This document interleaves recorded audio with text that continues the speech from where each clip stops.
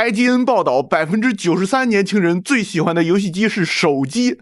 90後以及更老的玩家傾向於認同自己是某個遊戲機平台的玩家，比如 PlayStation 玩家、任天堂玩家、Xbox 玩家。而年輕玩家沒有對遊戲機平台的忠誠度，只認同自己是特定某款手機遊戲的玩家，比如我的世界玩家、堡壘之夜玩家。整個2025年玩家最多的遊戲達到了2130萬人同時在線，名字叫種植一個花園，超過了我的世界。這些數據來自 IGN 遊戲趨勢平台，覆蓋包括中國大陸在內的110個地區。其中的一些概念，比如真 Z、千禧一代、真 Alpha， 在中国不流行，我替換成了中式的说法。IGN 的數據認為，93%的10後最喜歡的遊戲機平台是手機，不是買不起遊戲機，而是拿出多種遊戲機讓他們選，93%會優先選擇手機。太好了，主機大戰終於被永久終結了。除了一小撮頑固分子以外，手機已經統一世界了。老頭們不要以為00後是小學生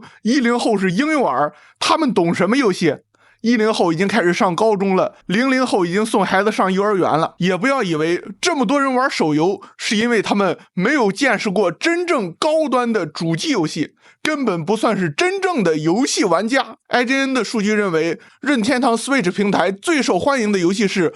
堡壘之夜 Switch 版，有8100萬玩家，超过任天堂本家最火的6800万玩家的馬里奧卡丁車8豪華版。注意，堡壘之夜不是電腦加手機加主機，總共8100萬玩家，是 720p 30幀的任天堂 Switch 版，有8100萬玩家。這就是為什麼索尼從 PS4 世代後期開始這麼眼紅堡壘之夜，非要搞什麼服務型遊戲、星名特工之類的。IGN 的調查發現，80、90後玩家的身份認同往往是某遊戲主機平台的玩家，或者某遊戲類型的玩家，比如 PS4 玩家、任天堂玩家、FPS 玩家、RTS 玩家。而00後、10後的身份認同是特定的某款遊戲的玩家。一個英雄聯盟電競觀眾可能對 Dota 2發生的任何事情完全不感興趣，並且有很多玩家完全不玩所謂的3A 大作，專門愛玩手遊裡的關卡編輯器做的小遊戲，比如上面說的全世界最火的遊戲